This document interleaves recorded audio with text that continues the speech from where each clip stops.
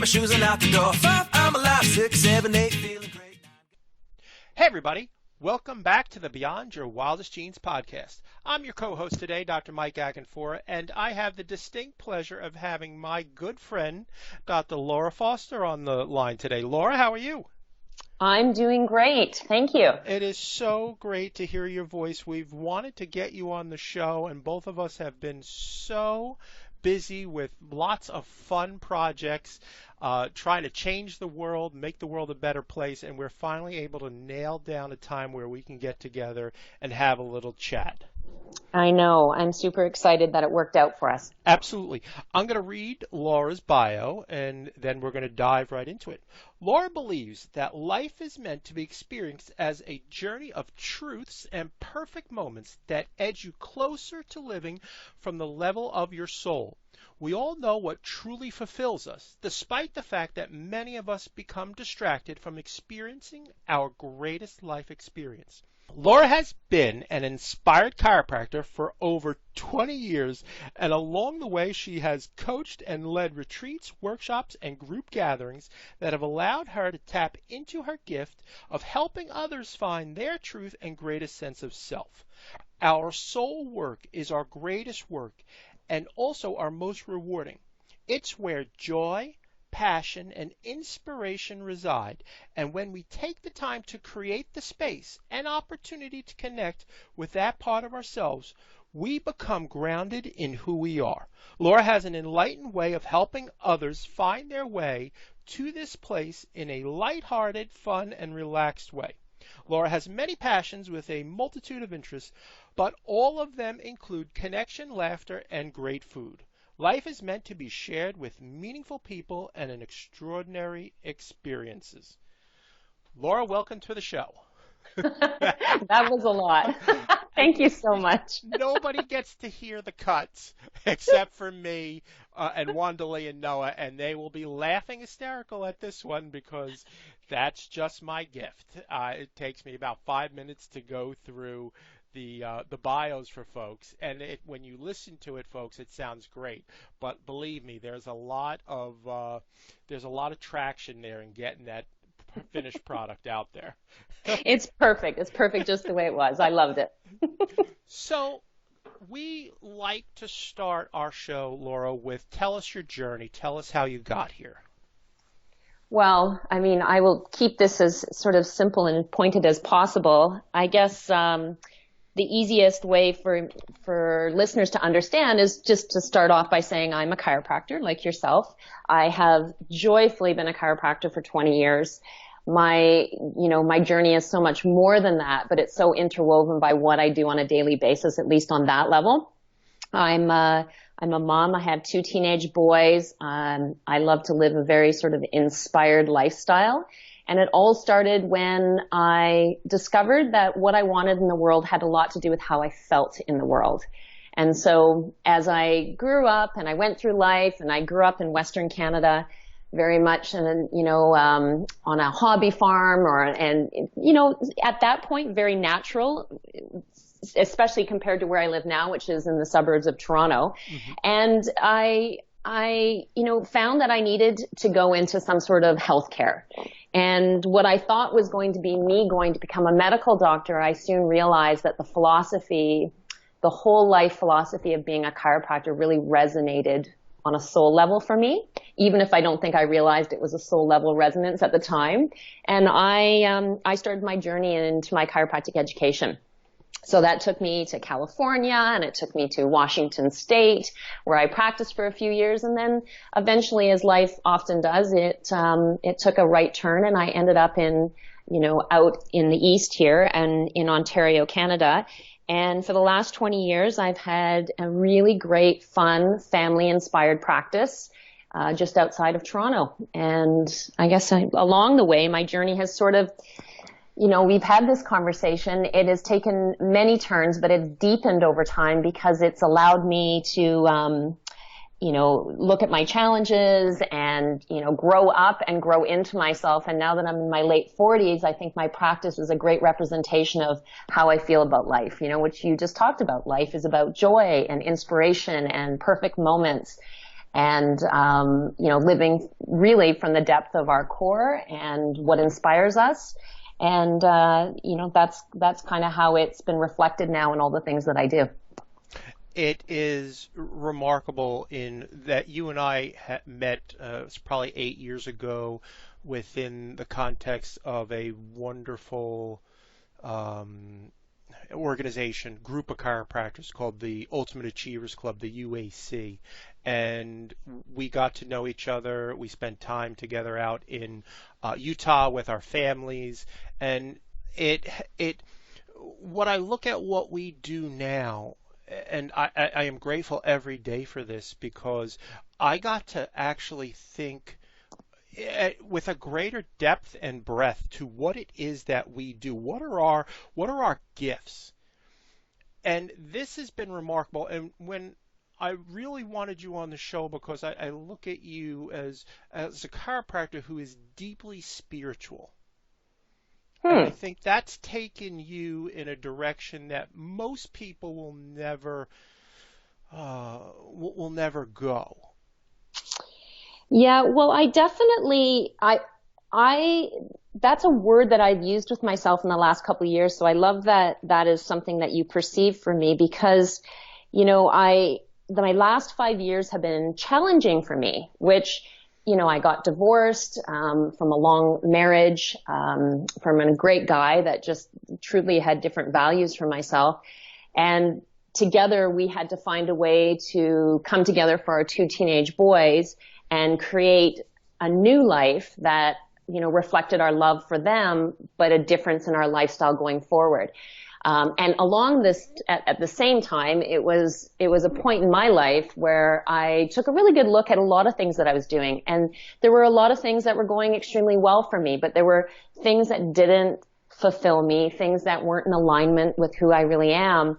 And I really started to think, but I also, want to talk about more about the dangers of thinking, but I really wanted to think and desire how I want to live the rest of my life. So when you talk about the changes that have gone on for me, a lot of it has to do with just deepening where my understanding about what life is really about, and having a lot of the things that I bring to the world, in other words, my gifts to the world, be more representational of that, I guess you would say. Yeah, I love that. And what the one word that you hit on that kind of I don't want it to get lost is your values. And this is one of the things within the last 8 years is very similar to yourself, successful practice, really helping a lot of people. But what are my values? And really to sit down and not just contemplate that, which is the first step, but actually to live your values every day. And that's what I see you doing with your tribe. And I think the tribe has been opened from not just our local where we are, but now with us in the online world, that tribe becomes so much bigger and our reach becomes so much bigger. Well, I think when you get really entrenched in what you stand for, in other words, your values, what's important to you, or sometimes I say to people, if you can't think of what your values are, think of it as your kind of power words. How do you want to feel in your life? Like, what do you want to exhibit? Where do you want to vibrate from? So, for me, it's a lot about passion and joy and connection and love and purpose. Like, there are words that I know that I want to vibrate in or live in on a daily basis. And that love and connection and so on becomes really strong for me. So when you and I talk about that, we talk about, that's our values. So when we're making decisions in the world about what we say yes to and what we say no to and what we lean into and what we lean out of, oftentimes it's going to come back for you and I, because we're clear on our values, what aligns with our values? Because that alignment creates a different level of vibration. And when your vibration is strong, in other words, when you raise your level of vibration, you start attracting your tribe. And that's when the people who resonate with your message become stronger. And I'm with you. Having this online format is amazing because people can sense that. They can feel that sort of, that that level of energy. And all of a sudden now, people who felt alone or segregated or different than other people who couldn't really land their message and their vision for what they wanted for themselves, all of a sudden can start mentoring and aligning with other people, which is so much what your podcast is about. And that resonates with me on a deep level. Yeah, I really owe this this podcast to my partners, both Noah DeCoya and Wanda Lee McPhee, in that Noah and I had listened to podcasts for years, and finally we were talking because we practiced together here in the People's Republic of New Jersey, and and I was like, we could do this. You know, it's like two guys just sit. Oh, I could do this. We could do this. We could so do this. And like, well, who could we get to be in our merry band here? And like, Wanda Lee would be perfect. Wanda Lee would like to do this. So the three of us get together, we form the Center for Epigenetic Expression, and then we rebrand last year to Beyond Your Wildest Genes. And it's just taken off. People see, like you said, they feel that passion. It's remarkable that can be felt over in listening, in our auditory presence. We can convey that passion, and then exactly like happened 6-7 years ago, we're listening to a podcast, somebody hears Dr. Laura Foster and like, wow, I really like what she said. I need to learn more. And the reality is 20 years ago it couldn't happen. It could have never happened. So living in this time, and people say it's a time of transition, it's challenging times. I believe there's never been a better opportunity than we have right now before us.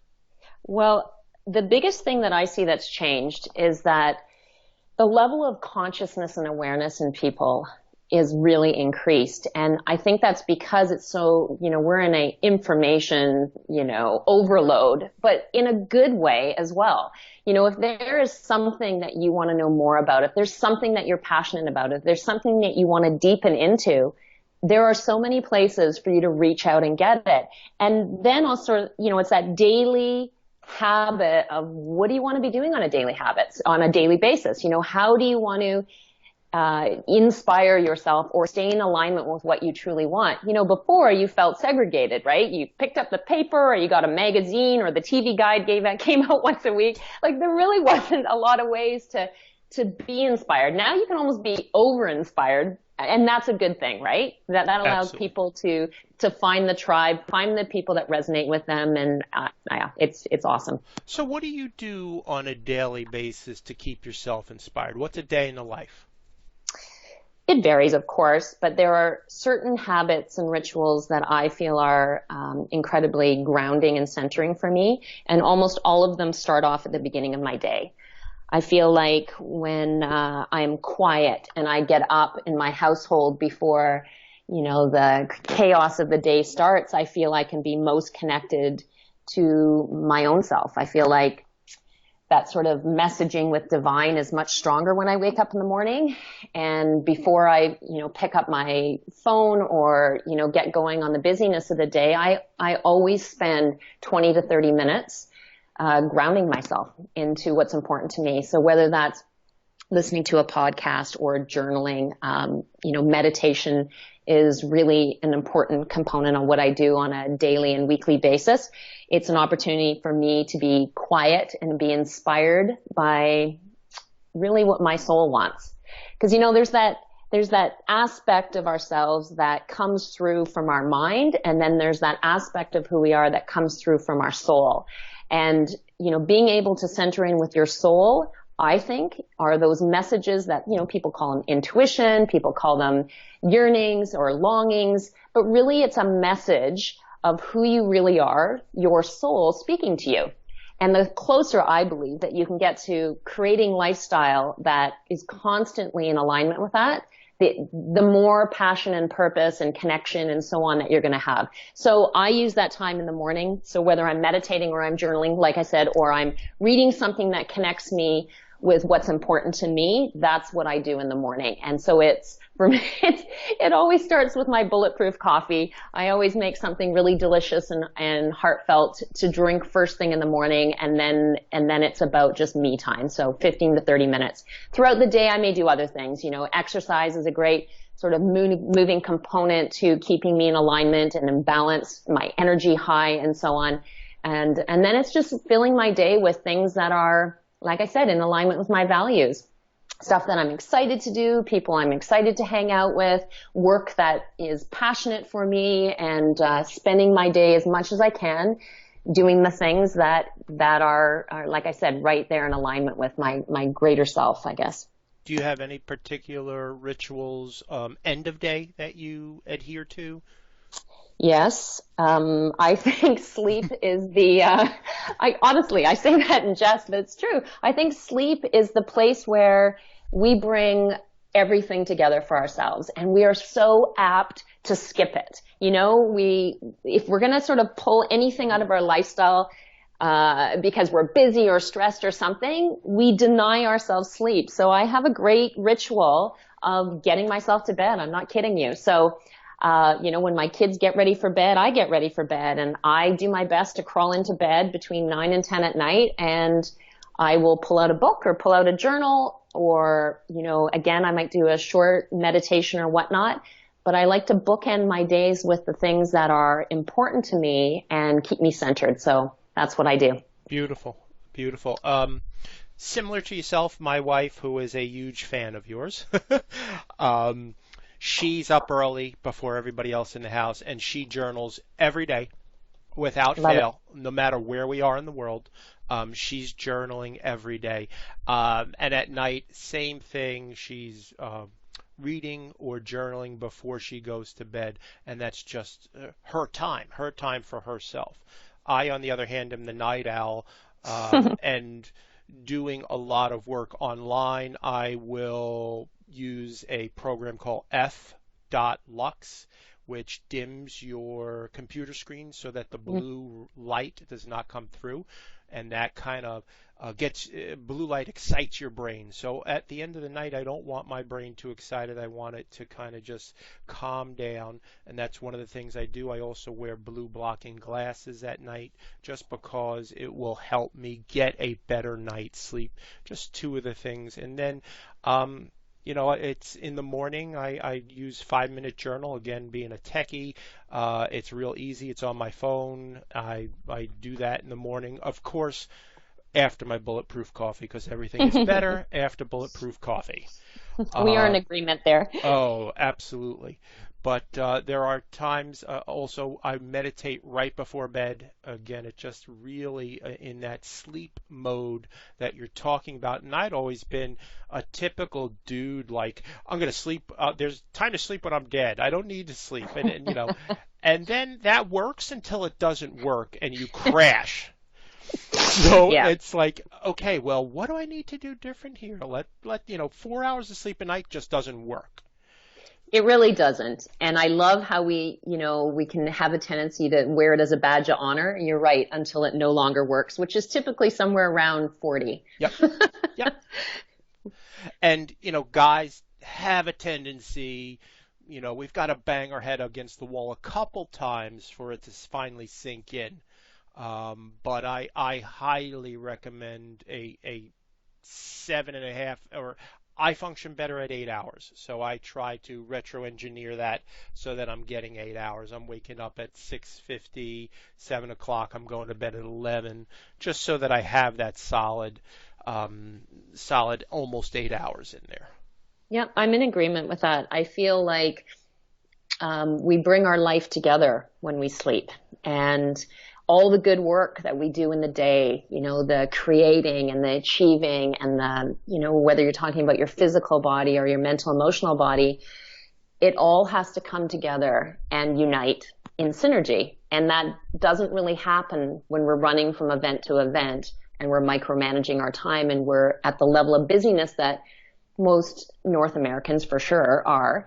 And so if you really want a free thing to do that will leverage your level of health and well-being, it's simply getting to bed before, ideally around 10:30, because then you're in proper alignment with the universe and light and dark cycles and so on. So I'm in agreement there. Yeah, let's talk about something that's near and dear to your heart. It even says it in your bio. You're passionate about a multitude of things, but one of them is great food. Well, yeah. You want to talk about that? I mean, that's a podcast in and of itself. That's a show into itself. I just touch on that a little bit because I wanted to segue. So Okay. Go ahead. Definitely. Well, to me, good food is often looked as a form of punishment and an area of resistance for people. We often feel bad about food and how we eat and how we make choices, and we obsess about it. Not everyone, but a lot of people in my experience. And I started off life young as worrying about food. I worried about my weight, and I was concerned about how I looked and how I felt. And that was my evolution growing up when I was much younger. I'm not, it didn't go to any level of extreme, but I was cognizant of it. As I grew and I deepened into who I am, I changed my relationship with food. And now I see food as joy. So it's not a reward and it's not a punishment. It's joy. It's, eating delicious food prepared properly in the way that food was intended to be, grown and raised and prepared and fed to us in joy and love, to me is again an expression of high vibration. And to eat like that is to self-honor myself. I know that sounds so weird to some people, but when you shift your relationship with food, that's what food becomes. So now I think of food as joy. So it doesn't mean I go around eating all day long or anything like that, but I eat with a level of consciousness and awareness and appreciation. And that's what food has become for me. I love that. So in talking about this, most times most people have a love-hate relationship with food, and particularly sugar. Mm-hmm. So yes. You've started a sugar detox program. Could you talk to us about that? I'd love to. I mean, this sounds like one of those, this happened to me by accident, actually. It's become, sort of a force in itself, meaning that, I've been doing a 40-day online sugar detox for over a year now. And we have hundreds of people that have gone through the program and loved it. And how it started was, I have a great practice, a great family practice. I've been adjusting, the spine and nervous system for years and had amazing results. But one of the things that was always so painfully obvious to me is that there's a disconnect between how we want to feel and how we're fueling ourselves. And, doing 60-minute workshops and things like that, it wasn't, on nutrition and fueling, wasn't getting the results from my practice members that I felt we could get. And it was holding them back from having a greater sense of life expression. So I developed this program. I started off as 30 days and I did it online so that we could increase our reach and give people no reason why they couldn't be a part of it. And it's grown. It's, I'm currently in the middle of doing one right now. And it's been fantastic. Having people become aware of what they eat, becoming conscious of what they eat is so important. And in a lifetime and in a lifestyle now where there are so many ways to turn. Do you count carbs? Do you count calories? Do you count fats? Do you food combine? Do you eat this way? Do you eat that way? We just simplified it. We made it about sugar. And as a result of making it about sugar, people have become incredibly aware of where sugar exists in their diet. And let me tell you, it is in so many more things than most people are aware of. And as a result of that, focusing on that and having a really detailed step-by-step program, menus, online webinars and, private Facebook pages and all of those sort of components where you, one, learn more and two, have a proper strategy. It's been life-changing for people. That's fantastic. And you lead this program, correct? I do. I lead this program. I do a lot of practice members out of my practice, of course, that connect into the program. Yep. But now that we've run the program so long, I have Europeans that are in it. I have, Americans, and I have people on the other side of Canada, and it's been fantastic. So, the movement's been growing just based on the results that people are getting. And it's great to have any program that gives you the level of not just detail, but mentorship and support that lets you navigate to the other side and get the results that you're looking for. And it's something that I'm noticing people are going from, hey, I'm doing a 40-day detox, to, hey, I can really continue to live this lifestyle for the rest of my life. And I feel fantastic. And their life is changing. Their health is changing. But probably more importantly, what ends up happening is it goes from a sugar detox, something that's so much of a physical thing that we're talking about, you know, how we fuel and hydrate our body, the physiology, the metabolism, the way we create hormones and immunity and all these different things, which are, of course, incredibly important. But over the course of the detox, they change their appreciation for food. They change their relationship to food, which means that they start becoming more conscious aware, and they start looking at other aspects of not just their diet, but also of their lifestyle.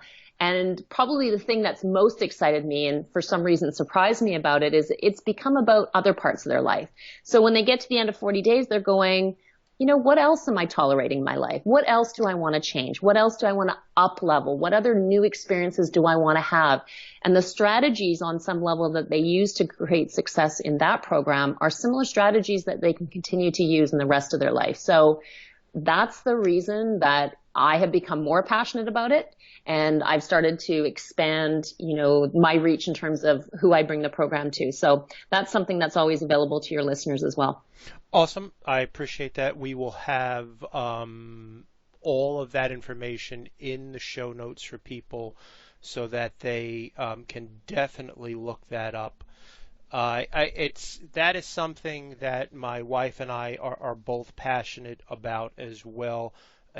My wife being a trained pastry chef, and and me at one time weighing close to 300 pounds. I was an athlete and worked out like I was an athlete so that I could eat everything I wanted, and then living with a pastry chef who was like, try this, and you know, these are pastries we're talking about.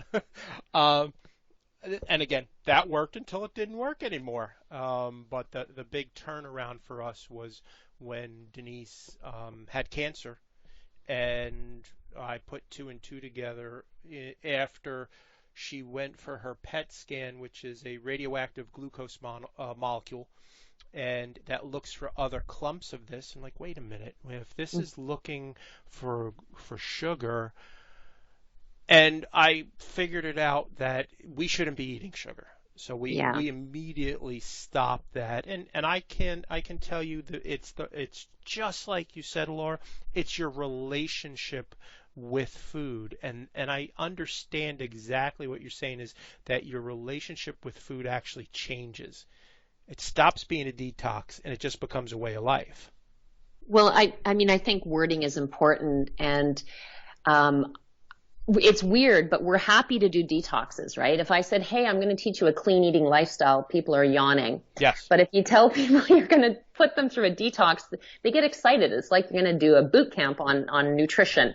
And, you know, it's funny. It's just it's the human experience. And so, you know, it doesn't occur to them until around day 25 that they're like, hey, this is something I want to do for the rest of my life, or I like how I feel when I do this, and I see the ripple effect into the rest of my life. So, you know, I just love that connection that you, of course, would naturally make with sugar and even just, you know, fueling cancer. I just think, you know, I often say to people, I'm doing a sugar detox, and without fail, so many people say, I don't really eat sugar. and bless them, I get what they're saying. They're not standing there eating. Maybe they don't have a pastry chef in their household. So there is that. I'll give them that. But what we don't recognize is just, you know, food, quote, manufacturers know the addictive quality of sugar. Mm-hmm. And so they're aware that if they put a certain amount of sugar in food, that consumers become physiologically connected to the food and will purchase more of it. So there's sugar in foods that you for one wasn't in food 30 years ago, and most people are quite unaware that they're consuming. So again, it's just increasing a level of consciousness. I love that. So let's talk about this increasing the level of consciousness, and obviously looking through the lens of detoxing, it allows that lens to open up to wider things, I believe. Right. So talk to us about, you've started a yoga retreat. Yeah, I mean, I do have an awesome yoga retreat that's coming up in Nosara, Costa Rica in April of 2018. And it is the culmination of me doing a lot of smaller retreats in my area of Ontario. And this, again, this is an evolution of my own practice and my own learnings. But one of the things that I feel is my gifting is I see people, not meaning I see people from a ghost perspective.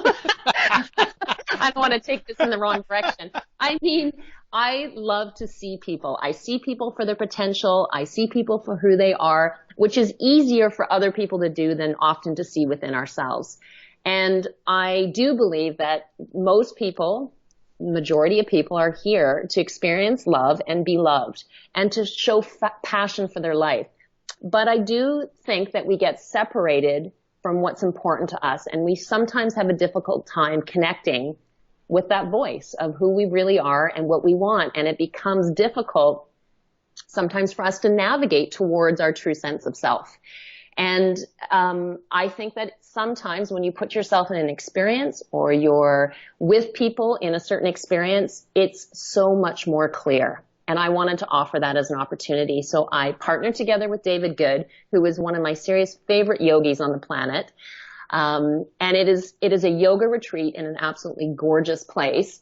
But the reason that I picked Costa Rica is because Costa Rica in and of itself is a really spectacular area in terms of energy, close to on the ocean for one. Just there is a level of openness and expansion in Costa Rica. If you've never been, it's definitely worth checking out. And Nosara is one of those most beautiful areas of Costa Rica. So David and I decided that we were going to lead a retreat down there because it's going to physically put people in a place that's going to shift who they are before they even get there. It's going to, create an opening.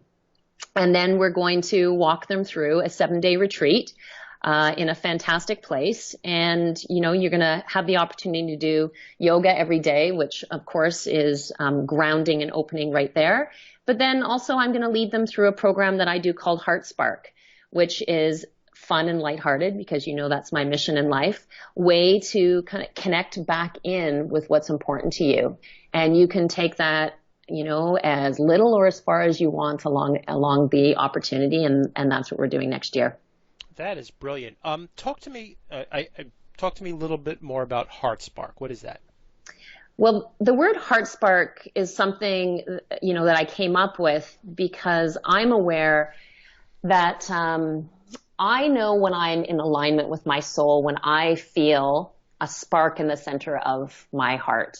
Right in the middle of my chest, it is, for me, the area where I ground the most with who I am. And I hope that I hope that resonates with some people on some level.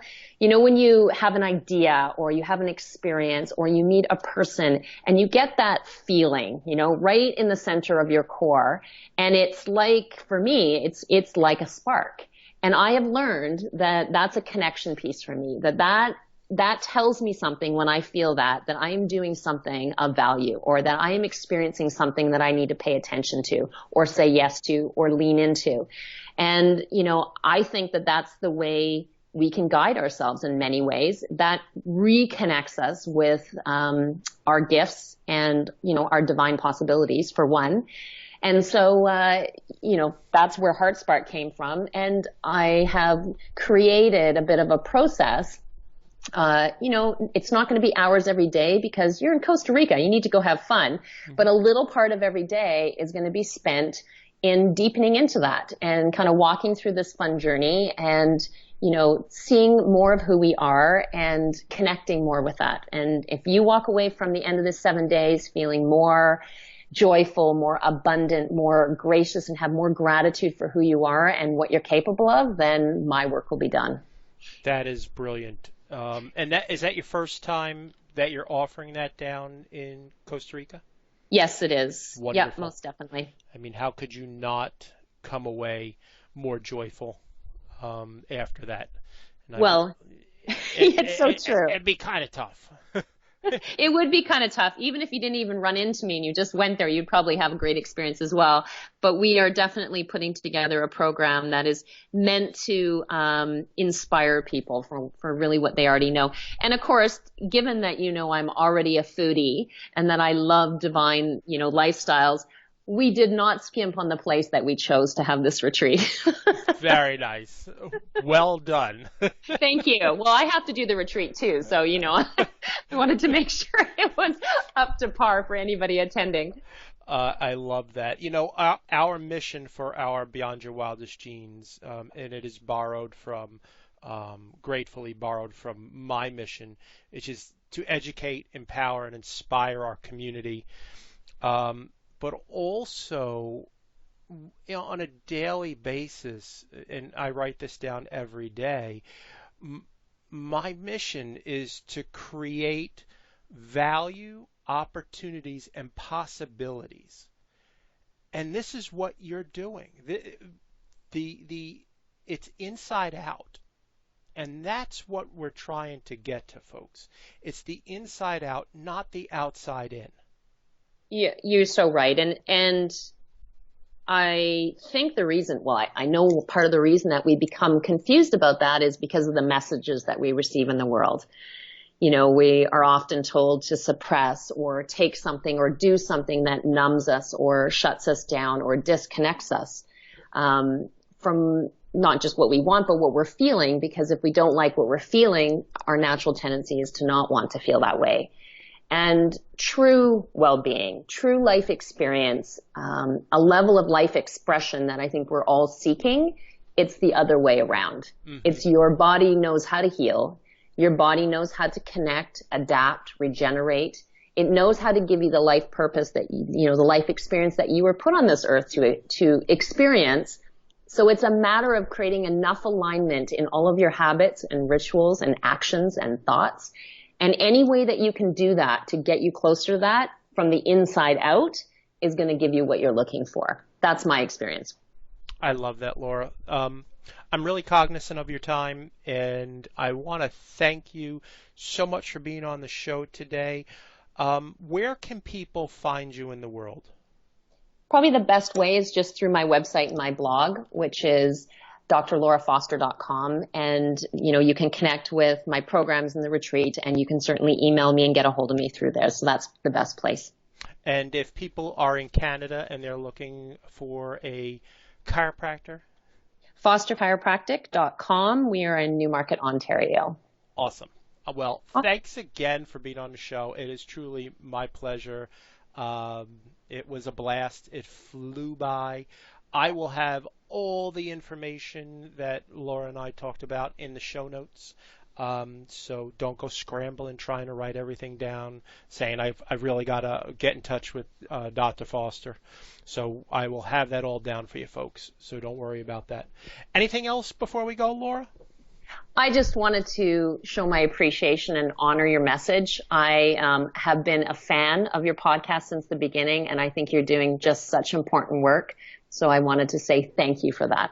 Oh, it's my pleasure. Again, it's our passion, as we've said before, and it started literally awoken the passion within inside me. So thanks again for being on the show, folks. If you like what you heard, please go to iTunes and leave us a review. It helps us to help others find us. We're basically the little podcast that could. So I would appreciate a review. And I want to thank everybody for taking the time out to listen today, and have a great day. Ciao.